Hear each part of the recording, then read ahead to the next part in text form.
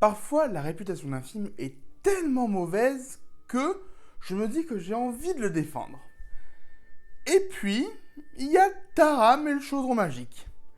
Bonjour à tous et bienvenue dans un nouveau Disneylogie. Aujourd'hui, on va parler d'un des plus gros échecs de Disney, à savoir Taram et le chaudron magique, je viens de le dire, parce que clairement, c'est peut-être l'un des films qui est le moins aimé. Est-ce qu'il mérite vraiment sa réputation de film mauvais ?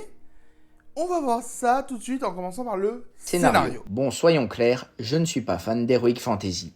Alors cette histoire de quête ne me passionne guère à la base. En plus, elle est très mal narrée. La recherche du chaudron magique pourrait être intéressante, mais toutes les étapes entre sont horripilantes. Il y a des enjeux qui auraient pu se révéler palpitants, mais l'exécution est catastrophique. 6 sur 20. Il y a un principe de base en fiction qui s'appelle le show don't tell. Montre, ne dit pas.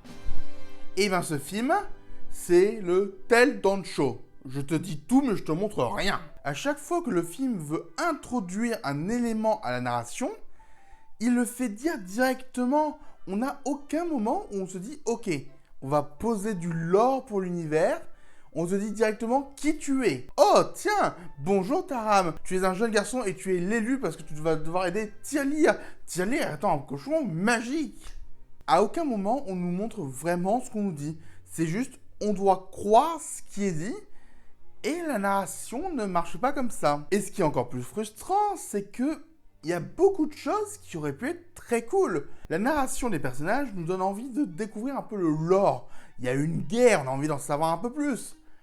Mais on ne verra rien. Tout ce qui me paraissait intéressant dans l'intrigue, clairement, on n'en a pas parlé. Et par contre, tout ce qui n'était pas intéressant, ça on nous l'a montré. Les personnages passent par des étapes, je n'ai pas compris comment ils passaient de l'une à l'autre. C'est pas que c'est pas fluide, c'est qu'il y a juste pas de transition à mon goût. De plus, je trouve que le film a plein de facilités scénaristiques, en commençant par la résurrection de Gurky. Si jamais vous faites mourir un personnage, laissez-le mort. Ou alors vous ne nous le faites pas croire pendant une moitié du film. Surtout avec Gurky. Mais bon, on en reparlera juste après. Non, clairement, ce film a plein de problèmes et j'ai pas réussi à entrer dans son histoire. Je me suis fait chier devant ce film. Et généralement, quand tu te fais chier devant un film, il mérite pas une bonne note. Un 5. Les personnages, Taram est détestable, il est arrogant, mauvais et son doublage est insupportable. Un des pires personnages de Disney pour moi. Gurky est irritant au possible, mais il passerait presque pour sympathique à côté de son maître. Héloïse ou Eilonwy, à vous de choisir, est criarde au possible. Le Seigneur des Ténèbres aurait pu être effrayant, mais il atteint des niveaux de caricature extrêmes. Le reste, que ce soit Dalben, le crapaud, Ritournelle, le roi Beden, sont franchement oubliables. C'est un moindre mal toutefois, à côté du reste. Il n'y a que Tirlir qui sauve le film, parce que c'est un cochon mignon, sauf qu'il ne parle pas. Alors les personnages sont juste une catastrophe ambulante, le scénario n'est pas fort, mais si en plus il est porté par des personnages nazes, ça commence à faire beaucoup. 4 sur 20. Au niveau des personnages, ça s'améliore pas. Tout d'abord, le personnage principal, Taram, il est juste détestable. Il fait que râler pendant tout le long. Et ok, les personnages détestables, ça peut être intéressant quand il y a une évolution. Seulement, l'arc de Taram est plat. Je n'ai pas vu de vraie évolution entre le Taram du début et le Taram de la fin. J'avais l'impression de voir le même gars. Et avoir ça quand le mec de base est détestable, ça n'aide pas. Parce qu'avoir un arc de héros plat, c'est pas grave dans une histoire. Mais il faut quand même qu'on apprécie le héros. Là, à chaque moment, j'avais envie de le baffer. C'est dommage de suivre quelqu'un qu'on a envie de baffer tout le temps, non ? Mais après, ce n'est pas le seul perso qui est plat. On a aussi la princesse Héloïse. Alors, déjà, j'ai l'impression que la VF que j'ai vue, elle savait pas quel nom lui donner, parce qu'on avait des voix Eilonwy et des voix Héloïse. Choisissez. Et d'ailleurs, on va parler vite fait de sa voix en VF, mais elle est insupportable. Je sais que c'est vraiment que les goûts personnels, mais j'en avais marre de l'écouter. Et pourtant, j'aime sa comédienne de doublage. Mais alors là, non, j'en pouvais plus. Et le fait que sa VF m'agace, plus le fait qu'elle ne serve pas à grand chose, C'est dommage. Un moment connu du film, c'est quand elle dit « Une fille! Tu penses que je ne suis qu'une fille ?» C'est le rôle que tu joues. Littéralement, il n'y a rien de plus que l'archétype de la fille. Et encore une fois, je trouve ça un peu dommage d'avoir juste cet archétype et qu'on n'en fasse rien. C'est comme pour Ritournelle, on lui donne un archétype, on n'en fait rien. Bon, au moins lui est un peu drôle par moment, mais on n'en fait rien quand même. Et en fait, globalement, c'est ça pour tous les personnages. Les seuls qui sortent un peu du lot, c'est Grincheux, mais on le voit clairement pas assez, Gurky, mais pas pour de bonnes raisons, et le Seigneur des Ténèbres, qui clairement est le point fort des personnages du film. Mais pas un gros point fort non plus. Parce que clairement, c'est cool, il a une vraie aura de méchant. Mais le problème, c'est ce qu'on a autour de lui. On va en parler avec l'animation, mais clairement, elle n'arrive pas à suivre, je trouve. Et ça le désacralise un peu en tant que grand méchant. C'est le Seigneur des Ténèbres. Il aurait pu être un méchant incroyable, mais au final, il est presque oubliable. Et je reviens vite fait sur Gurky pour dire que oui, il est vraiment pénible. Sincèrement, j'adore Roger Carrel. Mais j'en pouvais plus. Sincèrement, c'est... Dégage, Gurky. Donc oui, lorsqu'il est mort, j'étais content. Ce qui est pas normal. On lui donne pas le rôle du perso qu'on est content de voir mourir. Donc avec tout ça, plus le fait qu'il n'y ait aucune alchimie entre les personnages, je suis vraiment, mais vraiment généreux en donnant à nouveau un 5. L'animation. Les personnages ne sont pas mal dessinés, en revanche, il y a quelque chose de catastrophique dans les mouvements des personnages. J'ai le souvenir d'une scène de dispute entre Héloïse et Taram qui est horriblement animée. Ce détail-là fait pencher la balance du mauvais côté. 7 sur 20. On continue avec l'animation et encore un 5. Clairement, il y a eu du mieux à un moment et là, ils se sont cassés la gueule. Littéralement. Je sais très bien que le film a eu beaucoup de problèmes de production, mais en soi, ça excuse pas tout. D'ailleurs, si vous voulez en savoir plus sur les soucis de production du film, je vous renvoie vers la vidéo d'humeur. Mais du coup, oui, l'animation, encore une fois, je la trouve vraiment pas top. Notamment, il y a ce truc dans les vieux dessins animés où tu vois ce qui va bouger et ce qui va rester immobile. Sauf que du coup, ici, ça se voit tellement que ça te spoil ce qui va se passer plus tard dans le film. Il y a un plan avec une porte, on voit que c'est pas la même chose qu'avec le décor. Donc maintenant, on sait très bien que la porte va s'ouvrir, qu'il va y avoir un truc derrière.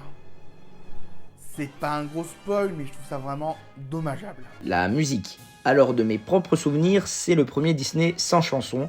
Je ne peux donc me fier que sur le thème musical. Et de ce côté-là, c'est plutôt bon. L'aspect très épique voulu par le film est globalement bien porté par la musique. 12 sur 20. La musique, c'est pour moi le point fort du film. Parce que elle est dans l'ambiance du film. Elle est très bonne pour s'y incorporer. Il n'y a pas de chansons. Ce qui en soi est très bien pour ce Disney. Il ne se prêtait pas aux chansons.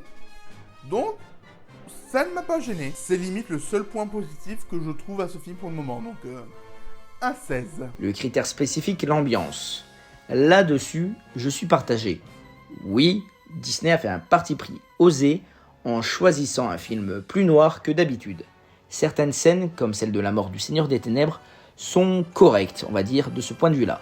Seulement, il aurait fallu suivre ce parti pris jusqu'au bout, en évitant le gag autant que possible, et donc à ce moment-là, Gurky et Ritournelle dénotent énormément, et ils sortent carrément de l'ambiance du film. Quelques bonnes idées ne suffisent donc pas à me convaincre. 9 sur 20. Et enfin, on va passer au point spécifique d'Hugo, l'ambiance. Ce film est vraiment différent de tous les Disney qu'on a eu jusqu'à maintenant.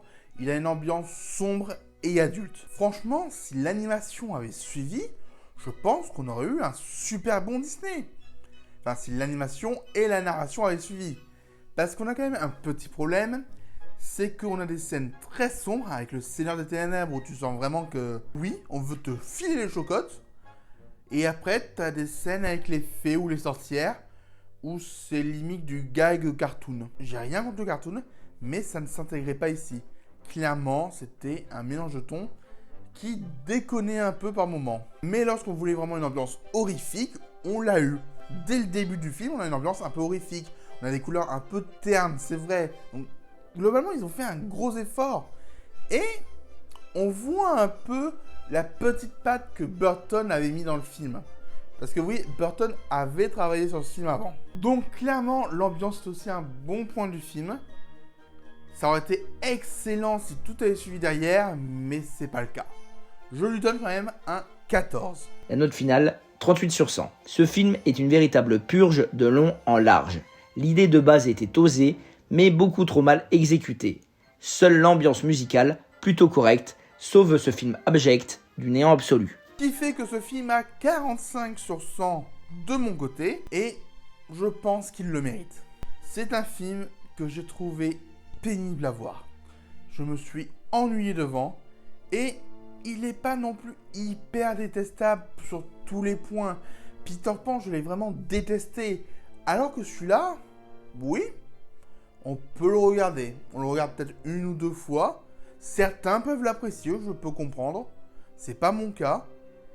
Mais voilà, c'est un mauvais film, mais qui aurait pu être bon. Il avait du potentiel. Et justement, on va reparler de ce potentiel dans la partie bonus. Mais tout d'abord, est-ce que la théorie des méchants et du verre est validée? Vérifions. Alors pour le coup, je pense qu'on est tous d'accord. C'est totalement validé. Oui, je vous donne la réponse avant, mais la fumée est verte, le serviteur est vert, tout est vert avec le Seigneur des Ténèbres. Donc, clairement, il n'y avait pas besoin de chercher plus loin, c'était le cas. Et d'ailleurs, je dois avouer un petit truc sur la fumée, c'est qu'elle a été faite en rotoscopie, et ça marche bien. Alors, c'est quoi la rotoscopie? La rotoscopie, c'est le fait de faire jouer la scène par des vrais acteurs, ou par des vrais éléments dans ce cas-là, et de redessiner par-dessus. Et je trouve que le fait de faire ça pour ce Disney, ça marchait bien. Ça a un peu vieilli, mais ça marchait quand même bien. Donc même si je ne l'ai pas dit dans la critique, je trouve quand même que c'est un bon point du film. Passons à la suite des théories. Et là, il y en a une qui est bien trouvée si on zoome un peu dans le film. À 46 minutes, il y a une fée qui ressemble étrangement à la fée Clochette. Est-ce que le royaume de Priden ne serait pas l'ancien pays imaginaire? Peut-être que Clochette vivait dans ce peuple des fées avant de rencontrer Peter Pan. Alors oui, il y a les films Clochette qui vont totalement me décanoniser ça bientôt, mais pour l'instant, on va dire qu'ils ne comptent pas. Et honnêtement, me dire que deux films que j'aime pas se passent dans le même univers, moi je trouve ça cool. Passons maintenant à la rubrique sur les parents. Et bah personne n'a de parents dans ce film.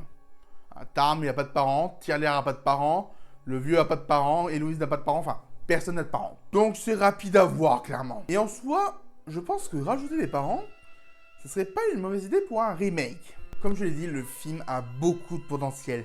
Il a un lore immense. Il est basé sur plusieurs livres et clairement, je pense qu'on pourrait avoir une saga dantesque. Mais il faut bien l'adapter. Je pense qu'un live action sur ce film ne serait vraiment pas une mauvaise idée. On aurait un truc un peu à la Game of Thrones et ça marcherait du feu de Dieu. On pourrait même garder ce ton un peu horrifique avec quelques touches d'humour comme on a eu pour Donjons et Dragons en 2023. Ça marchait bien comme film. Pourquoi ne pas s'en inspirer pour un Taram et le chaudron magique en live action? Mais je sais très bien que comme ça a été un bide monumental, Disney ne le fera pas. Pourtant, depuis des années, je pense sincèrement que c'était le live action à faire. Bref, si un jour il y a un live action, croyez-moi, j'irai le voir parce que clairement, il y a du potentiel et si on l'utilise bien, ça peut faire quelque chose de génial. Cette vidéo est maintenant finie et comme d'habitude, est-ce qu'on va rajouter des choses au générique? Eh ben oui, parce qu'il y a un mort dans ce film. C'est pas Gurky, vu qu'il revient à la vie, mais c'est le Seigneur des Ténèbres. Donc merci à tous d'avoir regardé cette vidéo. N'hésitez pas à vous abonner, à liker et à partager. Et moi je vous dis générique!